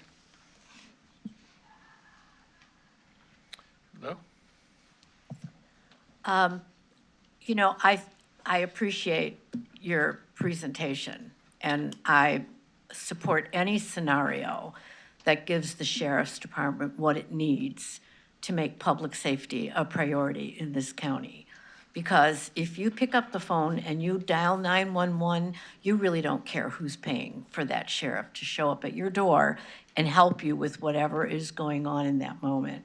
Having worked with law enforcement in the past, giving them the training they need and the outfit and the backup on the job. I know that our patrol officers are out there by themselves. They're single car, right? There's only one sheriff in every car. Can be grueling. And so I feel a responsibility to our taxpayers to assure that we're doing everything we can to back them up. I feel a little less sympathetic to municipalities that tout they have a low tax bill and don't pay for sheriff's protection, because really I pay for that then. And that kind of, I find that irritating, but I can get over it, because protection is protection. And so I would support any budget that gives the sheriff department what it needs. I would also like to say, because we all know this on the county board, I tell my constituents, if you really want to see your tax bill go down, you have to go to your school board. Go talk to your legislators and your school board, because in Woodstock, 65% of that tax bill is education. So while I appreciate being conservative, I think this is a conservative budget presentation, and thank you for being so thorough. John? Thank you. Thanks everyone for a great presentation too. But on the CPI, I think with the added revenue that we've added through the sales tax, through the gas and the sales tax for the mental health, the county highway, I still see us on the 9 million for the county highway. And I think that was an aggressive funding of their balance.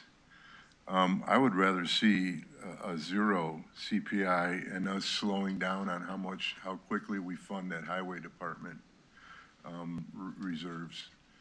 Personally, Mike, and obviously I would like to see support for the sheriff's office too, with the with the 3 deputies. But I just see a way with all of the taxes that we have put on through the sales tax and the gas tax that I think we should strive to not raise that CPI in any way.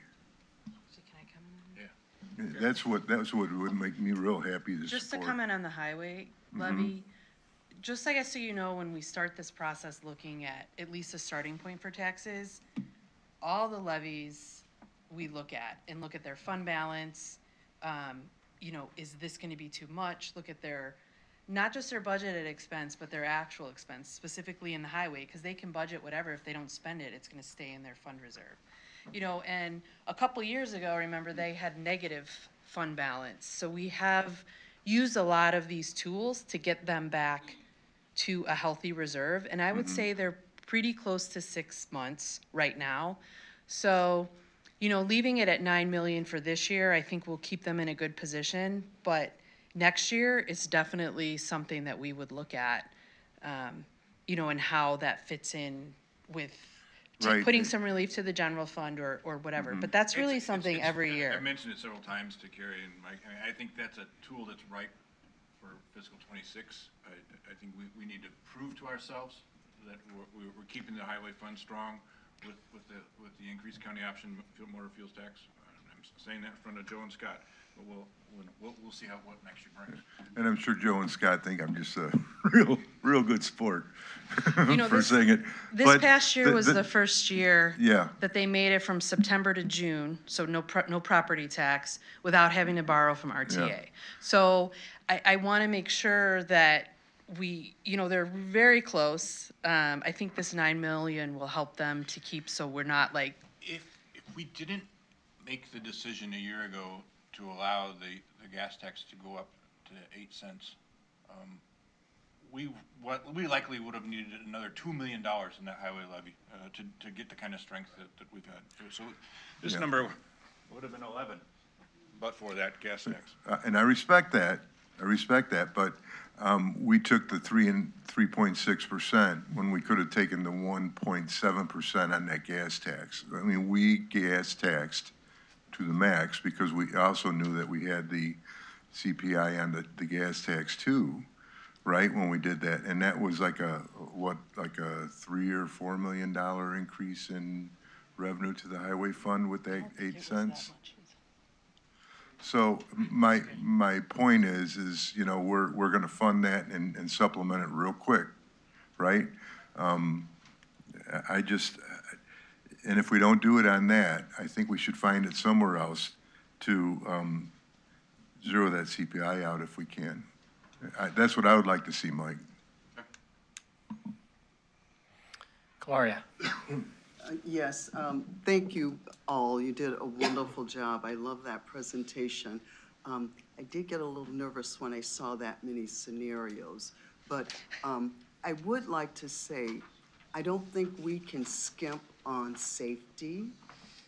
The Sheriff's Department has done an excellent job in this county, and I would not want them to go away without having the asset that they have put in. I know that they didn't come here, before when they could have. So this is something that I would really like to see happen. Brian Sager. Thank you. Not to prolong the conversation too much, but just extreme gratitude and commendation to Carrie and to the entire team, because I think this has been an exceptional presentation. Everybody has a tendency to go, oh my gosh, we got to talk about budget type of thing, but this was fun, and it was incredibly well done, and I just want to thank you for your thoughtful, very practical and logical reveal of our budget scenarios and the options available to us. So congratulations and thank you very much. Thank you. Teresa. Thank you. Thank you. So, coming onto the board 4 years ago, I was concerned that we, at this county, I didn't know, but I was worried that the county was doing maybe the same thing that I kind of saw out in other taxing bodies, which is that they weren't being, some other places take all they can get, they take take all CPI, and they say, we'll figure out, we're gonna take it so we don't lose it later. And it took me some time to trust finance. I know at one point in the past, board members sometimes say things that aren't well educated. Carrie at one point informed me that she wanted to make sure I knew everything before I say anything I would later regret. And I appreciate that. I appreciate that staff comes and they are doing their best to educate us. I think that Carrie and the department heads and Pete and probably also Scott, I'm sure it's also Scott, sorry, spend months on this that I don't know when you actually start this process. I think, oh, it's June, but maybe it's even before June, right? And so you take 3 or more months of work that you do on this and try to educate us in a matter of maybe 2-3 hours, right? And I know we say things like, oh, well, did you look at this fund? Yeah, I know you looked at the fund, but how do you we don't want to hear 3 months of work on this, right? We don't want you to make us come to all those meetings, right? So at this point, I trust the staff. I trust that you've worked together to look at the fund balances, look where we can pull from. I appreciate that you started this off an hour ago, saying that you looked and saw you could take $1 million from this fund, you could take $1 million from another fund. Next year, you're thinking maybe we could lower the levy on the highway fund. And I have to appreciate that the staff are doing this, because some of us will not be here in December, but hopefully all of the staff is, right? So I am in support of 4C. And I realize that, like, so Mike said he wants us to say, give us some guidance, because finance is meeting in a week to push something forward. And so you've come up with, this is what the supplementals that we need. And that at this point now, it's, do we want to fund all the supplementals and then plus positions or not, right? So 4C is where I will throw my support. Kelly? Thank you for letting me talk again, because last time I just asked a question. So in this scenario, we know there's a lot of moving parts. I want to make sure that we're also asking for all of the grants possible. If we are applying for all the grants possible at the federal level or the state level, because that could be some money that would help relieve some of this pressure. But, well, first I should say thank you for this, because I'll tell you, my first 2 years on the board, we didn't do this, and I was lost. So this breaks everything out, and we know by the end of this process, we should know exactly what we're voting on. So I appreciate this. So the one thing I wanted to talk about was grants. Also, safety, I agree. This is a safe county. We want to make sure that we keep this a safe county. The population's growing, so we need to take a look at the number of officers, what we need. And I am thankful we have that Lake County contract to help supplement those expenses and actually add to the capital expenses. But I want to address something, infrastructure. So we look at the highway fund and the bridge fund. We cannot have economic growth if we don't have good infrastructure. If we don't have good roads, if we don't have bridges that work, then we can have everything we want, but things aren't going to grow because our roads and bridges aren't going to hold us. So I just want to say that I did talk with some farmers, and one farmer in particular told me that because one of the bridges doesn't work, he has to drive 10 miles out of his way to get his work done. 10 miles on a big, heavy tractor. So that is wearing out other roads. It's also costing him time and money. So that's very important too. So I'm not sure where I land on all this yet, but I want to make sure that we support the departments who are supporting everybody in the county, because that's our job. And we do a great job of it, and I want to make sure we keep doing it. Thank you. I would add my 2 cents where this is, first off, I'm kind of stunned that we have the same number of patrolmen from 2005 till today. The sheriff's done a spectacular job to hold that line. I don't know any other place that's added 40,000 people or more to the population since 2005 and has the same number of police officers. That's a lot of work. They need the spots. I can consciously look at the fact that we're still taking half of the cost of living. I wish that the cost of living only went up 1.7%, not 3.5%. But that's just the reality. It's gone up. It's gone up for everybody that has gone to any store in the last year. They realize it. It's there. We have to make certain that we don't run ourselves into a brick wall someday, and I'd make certain that we have those budget funds. I'm in favor of giving the sheriff what he wants. The only other thing that I was sad to see is that the court services didn't get what they want and special public defender, because I have personal knowledge about that and they are in trouble. Well, but it's okay. You don't have to explain that here. I know the rest of the board doesn't know. Okay, So, I wouldn't. It's not yet. Yeah, I think it wasn't ready for us to present as a need for the budget, but I wouldn't say that it's a no. I think it's going to be another. It's a significant problem that they have to address. At any rate, but I'm in favor of the staff's recommendation. Anything else to join? Well, that's all right. We're about to be done too, right? I'm done, yeah. I'll make a motion to adjourn. Is that what you're looking for? That's it. That's left. Well, I didn't know if you guys had anything else to say. We That's did, nope. all right, then yes, then the motion adjourns in order. It's been seconded. All those in favor say aye. Aye. All right, we're out of here.